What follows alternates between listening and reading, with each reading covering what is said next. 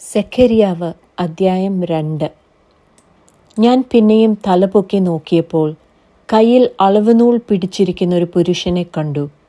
നീ എവിടേക്ക് പോകുന്നു എന്ന് ഞാൻ ചോദിച്ചതിന് അവൻ, ഞാൻ യെരൂശലേമിനെ അളന്ന് അതിൻ്റെ വീതി എന്തെന്നും നീളമെന്തെന്നും നോക്കുവാൻ പോകുന്നു എന്ന് എന്നോട് പറഞ്ഞു. എന്നാൽ എന്നോട് സംസാരിക്കുന്ന ദൂതൻ പുറത്തു വന്ന് അവനെ എതിരേൽപ്പാൻ മറ്റൊരു ദൂതനും പുറത്തു വന്ന് അവനോട് പറഞ്ഞത്, നീ വേഗം ചെന്ന് ഈ ബാല്യക്കാരനോട് സംസാരിച്ച് യെരൂശലേം അതിലെ മനുഷ്യരുടെയും മൃഗങ്ങളുടെയും ബഹുത്വം നിമിത്തം മതിലില്ലാതെ തുറന്നു കിടക്കും എന്ന് പറക. എന്നാൽ ഞാൻ അതിനു ചുറ്റും തീമതിലായിരിക്കും, ഞാൻ അതിൻ്റെ നടുവിൽ മഹത്വമായിരിക്കും എന്ന് യഹോവയുടെ അരുളപ്പാട്. ഹേ ഹേ വടക്കേ ദേശം വിട്ടോടുവിൻ എന്ന് യഹോവയുടെ അരുളപ്പാട്.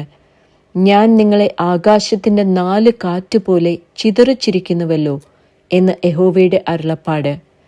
ഹേ ബാബേൽ പുത്രിയുടെ അടുക്കൽ പാർക്കുന്ന സിയോനെ, ചാടിപ്പോക. സൈന്യങ്ങളുടെ യഹോവ ഇപ്രകാരം അരുളി ചെയ്യുന്നു, നിങ്ങളോട് കവർച്ച ചെയ്ത ജാതികളുടെ അടുക്കൽ അവൻ എന്നെ മഹത്വത്തിനായി അയച്ചിരിക്കുന്നു.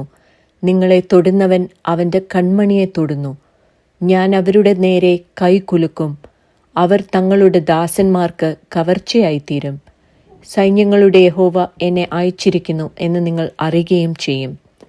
സിയോൻ പുത്രിയെ, ഘോഷിച്ചുല്ലസിച്ച് സന്തോഷിക്ക. ഇതാ ഞാൻ വരുന്നു, ഞാൻ നിന്റെ മധ്യേ വസിക്കും എന്ന് യഹോവയുടെ അരുളപ്പാട്. അന്നാളിൽ പല ജാതികളും യഹോവയോട് ചേർന്ന് എനിക്ക് ജനമായി തീരും. ഞാൻ നിന്റെ മധ്യേ വസിക്കും. സൈന്യങ്ങളുടെ യഹോവ എന്നെ നിന്റെ അടുക്കൽ അയച്ചിരിക്കുന്നു എന്ന് നീ അറിയുകയും ചെയ്യും.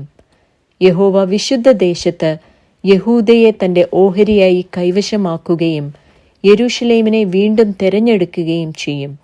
സകല ജഡവുമായുള്ളവരെ, യഹോവയുടെ മുൻപിൽ മിണ്ടാതിരിപ്പിൻ. അവൻ തൻ്റെ വിശുദ്ധ നിവാസത്തിൽ നിന്ന് എഴുന്നരുളിയിരിക്കുന്നു.